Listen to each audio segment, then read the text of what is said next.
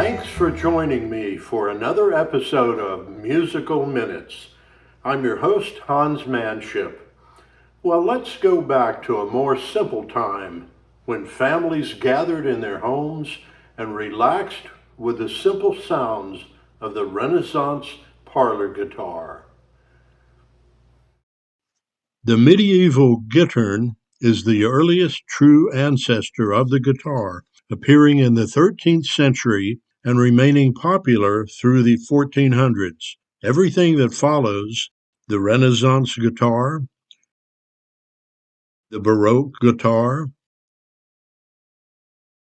the Classical era guitar, the Romantic era guitar, and the present-day modern guitar. They all grow out of the guitar's basic design and musical function. But for this episode, we'll be focusing on the Renaissance parlor guitar. Early guitars of the 1600s land at a fascinating crossroads. They are no longer the medieval guitars, but not yet the modern guitars. What emerges in this century is the Renaissance guitar, which evolved into the Baroque guitar, and that shaped everything that followed. The guitar, indeed, had become a mainstream European instrument. Designed for home music making, the parlor guitar became a defining bridge between the European lute and the modern steel string guitar. They were smaller, narrow-waisted, voiced for clarity rather than volume, and many were built decoratively for the royalty courts, with rosewood, maple, and ornate inlays.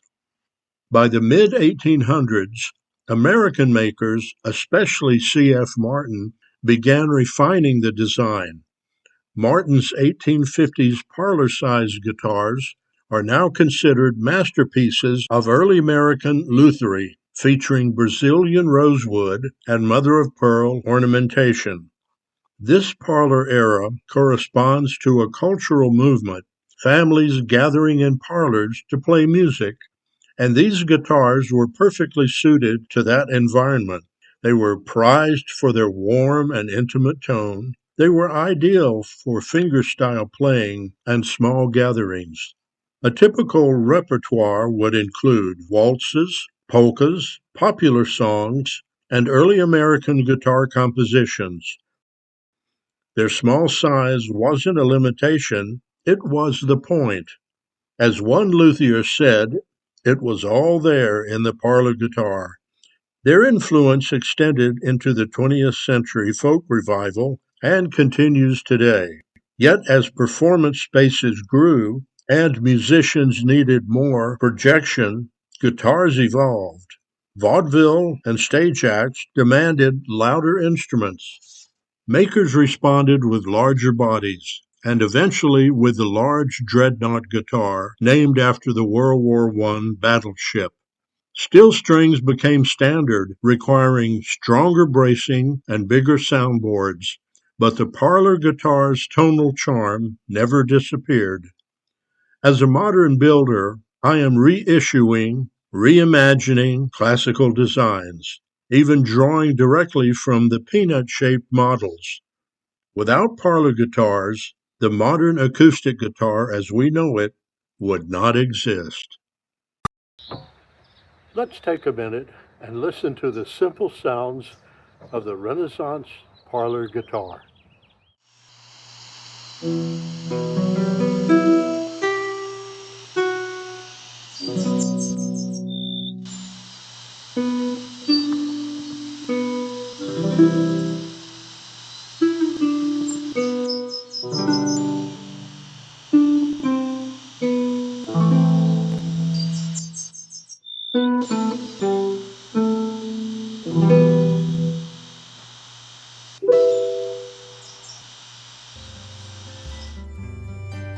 Well, there you have it, the Renaissance parlor guitar. I'm Hans Manship, and until next time, may God richly bless you as you pursue His creation of music and the instruments man has created for enjoyment.